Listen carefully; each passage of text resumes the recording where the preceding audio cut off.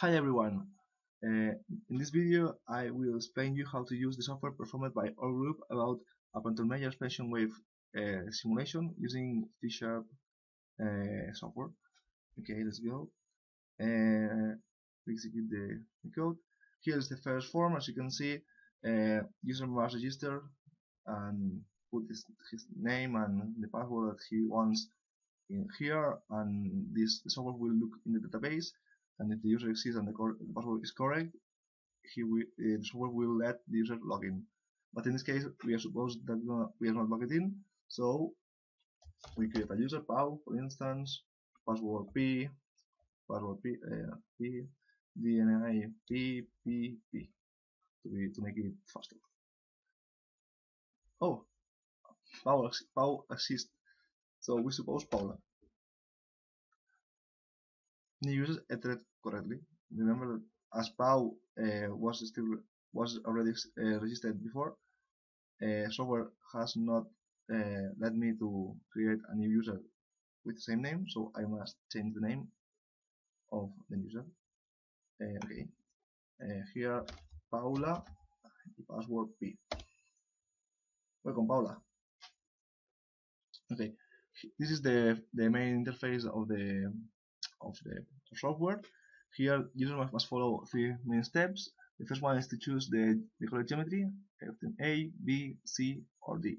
These four options implies 6 different geometries. The first one is an expansion fan that must have a positive inclination angle. The second one is a compression fan that must be a negative inclination angle. This option C has two options depending on the sign criteria of the angles. For instance, option C only lets the user to have two expansions or two compressions. So if we put if we want to create two expansions, we should put here two positive angles. If we want to create two compressions, two negative angles.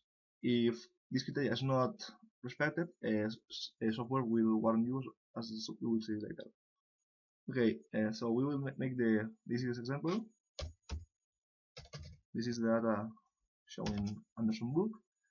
Here is the new form that shows the properties of a flow. User can write a flow that is stored in the database and click load, so the data will be returned. In case that user wants to store a new fluid, for instance,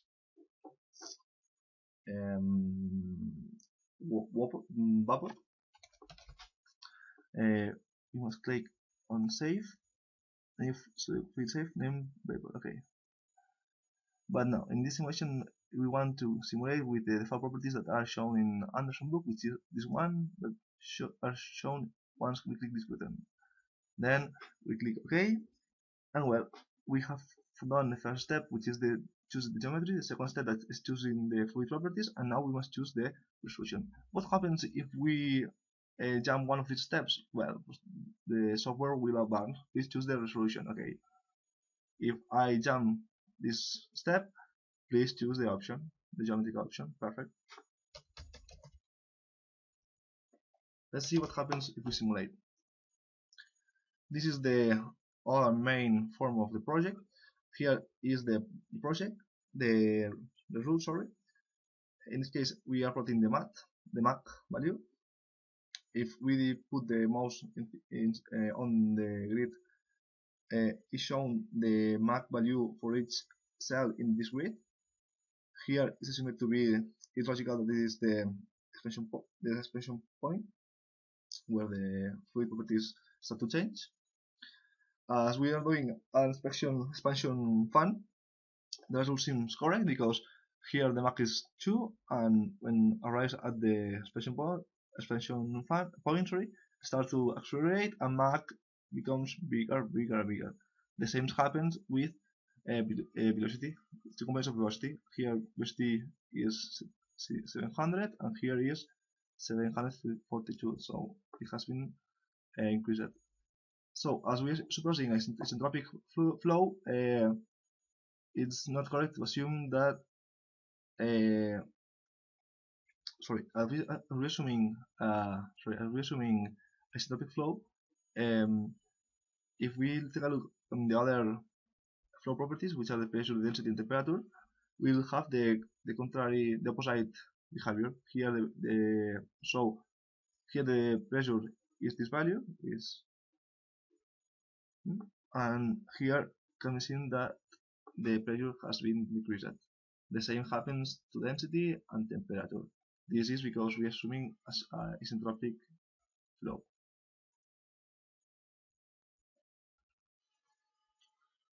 What happens if we want to have a better resolution? Well, we are simulating more cells. This is what will happen. But let's go to the past example. So here the user can click on the option he wants. If he wants to store the results in a file, he must click on write, file saved properly, perfect. Is this file here, here, here I'm seeing that it shows the results for this x distance. This is the dimensions of the grid, and these are the results. They are, in this case, they are very similar to the Amazon one, so we are assuming that we can conclude that the simulation is correct. In addition, here there is shown the results that are given if there is done an analytical method instead of a numerical simulation result. So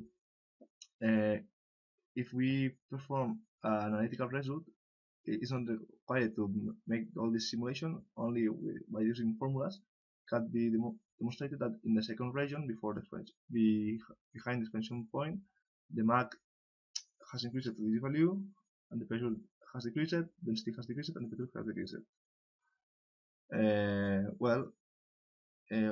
In order to compare the analytical results and numerical results, remember that is that the ones that are simulated here. It has chosen a cell in the second region, which is this one, marked in white borders, and all these parameters have been compared with this one and computed the error.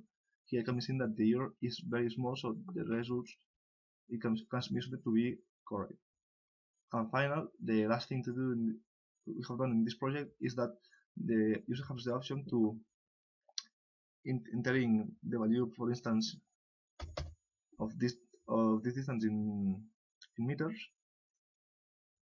It will save in this file the values of the MAC, or in this case the MAC, for all the cells that are located in the same column of this X value.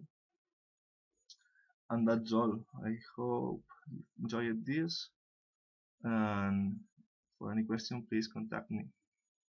See you.